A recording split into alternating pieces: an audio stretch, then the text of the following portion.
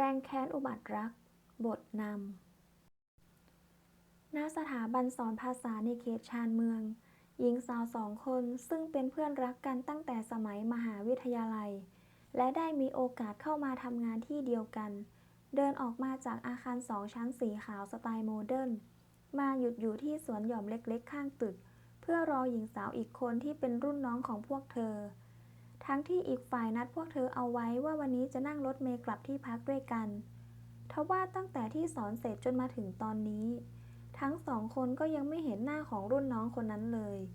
ไม่รู้ว่าตอนนี้คนที่นัดหมายกันเอาไว้หายไปอยู่ที่ไหนแล้วเอายังไงดีพริมลองโทรหาดาวดูดีไหมหญิงสาวหน้ากลมรูปร่างบอบบางแต่ตัวเตี้ยกว่าเล็กน้อยเสนอความคิดเห็นเพราะต่างก็ไม่รู้ว่าหญิงสาวรุ่นน้องอยู่ที่ไหนการโทรถามอีกฝ่ายจึงเป็นทางออกที่น่าจะดีกว่าการมายืนรอโดยไม่รู้อะไรเลยหญิงสาวหน้าหวานตอบรับแต่ไม่ทันที่เธอจะได้หยิบเอาโทรศัพท์ออกมาคุณนิพาหญิงกลางคนที่เป็นคนช่วยดูแลสถาบันแห่งนี้และเป็นมารดาของเจ้าของที่นี่ก็เดินเข้ามาเสียก่อนทำให้ทั้งสองสาวต้องหยุดเรื่องของรุ่นน้องเอาไว้แล้วพูดคุยกับคนที่พวกเธอเคารพ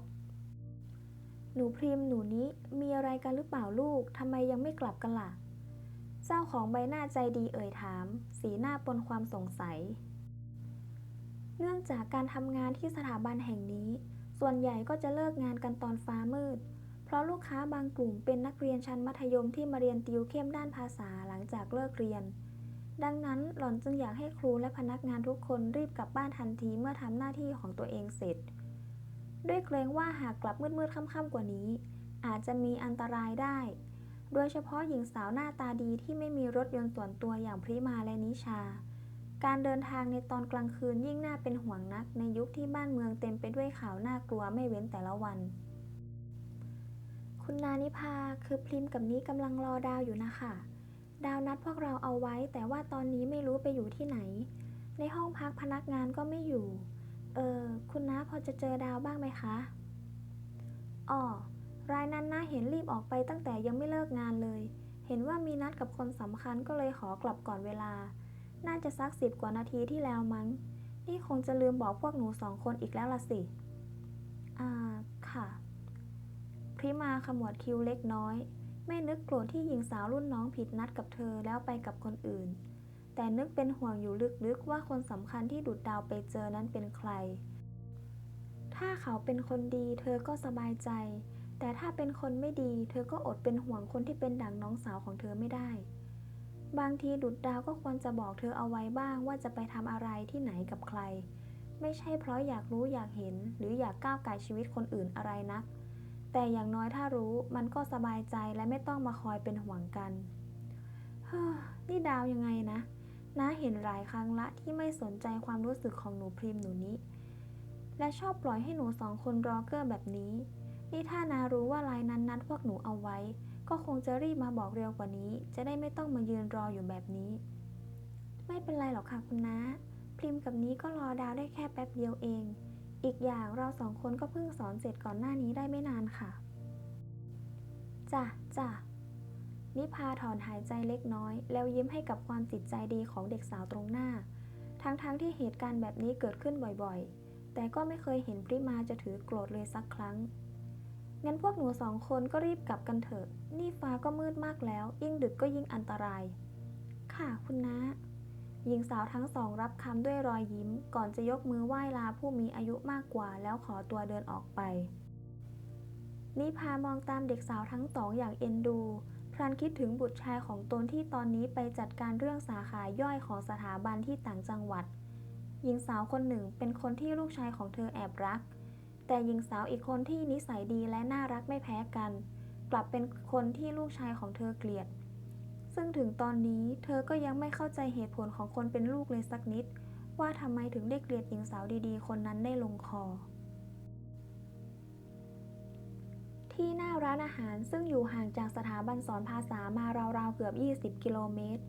หญิงสาวในชุดนักศึกษาจัดแต่งใบหน้าและทรงผมของเธอให้ดูดีก่อนจะลงจากรถ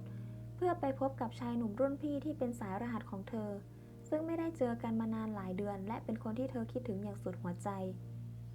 วันนี้พอได้ข่าวว่าชายหนุ่มจะมาที่กรุงเทพเธ อก็รีบทักข้อความไปหาเขาแล้วขอนัดเจอเป็นเรื่องดีที่ชายหนุ่มเองก็อยากจะเจอเธอเหมือนกันพอใกล้ถึงเวลานัดจึงรีบออกมาทันทีค่าแท็กซี่ทั้งหมด287 บาทครับสารถีมีอายุบอกกับผู้โดยสารเมื่อขับรถมาถึงที่หมายดุจดาวชะโงกหน้าดูที่จอคิดเงินแล้วถอนหายใจเบาๆโหยแพงจังอะลุงนั่งมาไม่ถึง10 กิโลคิดเกือบ300เลยเหรอลดหน่อยไม่ได้หรือไงลดไม่ได้หรอกอินูเอ้ยนี่ก็คิดราคาตามมิเตอร์นั่งมาในเขตเมืองแบบนี้รถก็ติดมันก็ราคานี้แหละกระเป๋าที่ถืออยู่ก็ดูแพงเอาเรื่องแต่ค่าแท็กซี่แค่นี้จ่ายไม่ได้หรือไงมันคนละส่วนกันนะลุงกระเป๋าเนี่ยคนซื้อให้แต่ว่าค่าแท็กซี่เนี่ยต้องจ่ายเองถ้าไม่ติดว่าต้องรีบมาก็ไม่นั่งมาหรอกเธอว่าน้ำเสียงเคืองๆควักเงินตามจำนวนส่งให้กับชายคนขับอย่างจำใจแล้วรีบเปิดประตูเดินลงจากรถไปดุจดาวเดินเข้ามาในร้านอาหารด้วยท่าทางมั่นใจพลางโปรยเสน่ห์ของเธอไปทั่วทั้งร้านด้วยหน้าตาที่ไม่ได้ขี้ริ้วขี้เหร่สักเท่าไหร่หุ่นที่อวบนิดๆแบบตูดเป็นตูดนมเป็นนมทำให้เธอดูเป็นผู้หญิงที่เซ็กซี่และเป็นที่ชื่นชอบของผู้ชายจำนวนไม่น้อยจนชายหนุ่มที่อยู่บริเวณนั้นต้องหันมามองตามเธอคอแทบหักแต่ถึงหญิงสาวจะบริหารเสน่ห์ให้คนอื่นไปทั่วคนอย่างเธอก็ไม่ได้จะคบใครสุ่มสี่สุ่มห้าเพราะคนที่เธอจะคบหาด้วยจะต้องหล่อและรวยจนคนอื่นๆอิจฉาเท่านั้นซึ่งคนที่เธอหมายปองเอาไว้ก็ไม่ใช่ใครที่ไหนเป็นลูอิสรุ่นพี่สายรหัสของเธอที่นัดเจอกันในวันนี้พี่ลูอิสคะดุจดาวโบกมือทักทายอย่างคนคุ้นเคยชายหนุ่มเจ้าของดวงตาสีน้ำตาลคาราเมลที่ก้มหน้ามองจอโทรศัพท์อยู่ที่โต๊ะริมของร้านเงยหน้าขึ้นมามองใบหน้าหล่อเหลาเปรี้ยงเกลาส่งยิ้มให้หญิงสาวรุ่นน้องแต่พอได้เจอกับเธอใกล้ๆรอยยิ้มเมื่อคู่กลับเจือนลงเล็กน้อยชายหนุ่มจ้องมองไปยังกระเป๋าสะพายใบเล็กที่คนตรงหน้าใช้คิ้วเข้มขมวดเข้าหากันอย่างแปลกใจกระเป๋าที่เขาตั้งใจซื้อให้พริมาและฝากดุจดาวเอาไปให้หญิงสาวเมื่ออาทิตย์ก่อนมาอยู่บนตัวของหญิงสาวรุ่นน้องได้ยังไงกันคือว่ากระเป๋าใบนี้ดาวให้พี่พิมพ์แล้วนะคะแต่ว่าพี่พิมพ์เธอไม่อยากได้ค่ะแล้วก็ยังบอกกับดาวอีกว่าถ้าดาวรับมาก็ให้ดาวเอามาใช้เองเถอะดาวกลัวจะเสียน้ำใจคนให้เลยเอามาใช้แต่ถ้าพี่ลูอิสไม่ชอบใจและอยากได้คืนเดี๋ยวดาวจะถอดคืนให้เดี๋ยวนี้เลยค่ะแม้ชายหนุ่มตรงหน้าจะไม่ได้พูดอะไรแต่สีหน้าที่เขาแสดงออกมาก็พอจะทำให้ดุจดาวรับรู้ถึงความคิดของเขาได้เธอทำหน้าเศร้าแล้วอธิบายเรื่องราวให้ลูอิสฟังระหว่างนั้นก็ทำท่าจะถอดกระเป๋าใบนั้นคืนให้ชายหนุ่มแต่ว่าเขาก็สายหัวปฏิเสธพลางส่งรอยยิ้มจางๆให้กับเธอไม่เป็นไรดาวถ้าพริมเขาว่าอย่างนั้นดาวก็เอาไปใช้เถอะก็ถือซะว่ามันเป็นสินน้ำใจที่ดาวคอยช่วยเหลือพี่เรื่องพริมแล้วกันนะลึกๆในใจลูอิสเองก็ห่วงของทุกชิ้นที่เขาตั้งใจซื้อให้กับคนที่เขารักและไม่อยากจะยกมันให้ใครนอกจากเธอแต่ถึงแม้จะเสียความรู้สึกอยู่บ้างที่พริมาเอาของที่เขาซื้อให้ไปให้กับคนอื่น